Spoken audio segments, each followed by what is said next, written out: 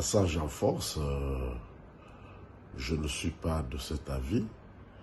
L'Assemblée nationale, de qui tout le monde attendait finalement la décision d'enterrement, s'est assumée. D'une part, on dit que nous avons pris beaucoup de retard. D'autre part, on reproche à l'Assemblée nationale de s'être acquittée de son devoir dans le temps. Finalement, on se demande qu'est-ce que l'on veut. De s'être acquitté de son devoir, mais la question, dans quelles conditions? Mais mon cher ami, nous sommes un parlement, une assemblée parlementaire. Vous êtes un grand journaliste. Vous avez vu dans beaucoup de parlements ici au monde, parfois des rixes, d'échanges de coups. Vous avez déjà assisté à ça.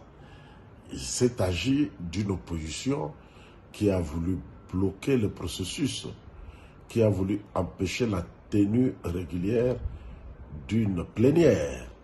Mais la majorité s'est imposée, c'est pour cela qu'elle est majorité. Elle s'est assumée et elle a décidé.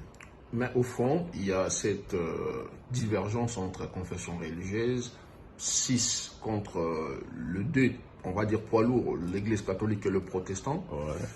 Est-ce que l'Assemblée nationale ne devrait-elle pas favoriser plus d'entente que d'engager les choses dans ces conditions? Bon, vous savez que ce processus est organisé par la loi électorale, la loi sur la CENI, je vous l'ai dit, et par la charte qui organise les confessions religieuses. La charte, comme la loi organique sur la CENI, donne comme premier mode de décision le consensus. Et en cas d'échec, le vote. Alors, le consensus a échoué. Moi-même, j'appartiens à l'une de 2 confessions religieuses qui n'ont pas accepté finalement le rapport des 6 autres. Mais je crois que ces problèmes-là, il faut les régler au niveau de la loi, de la CENI et au niveau de leur charte.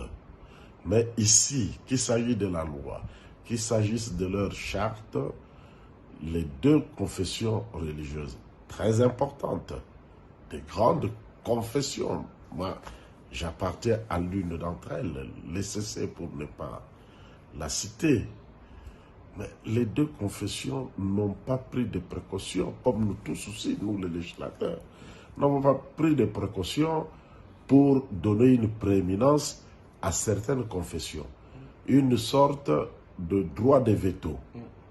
Ça n'existait pas. Alors maintenant, on fait quoi? Nous avons devant nous la loi et la charte. On fait quoi? Le consensus n'a pas eu lieu.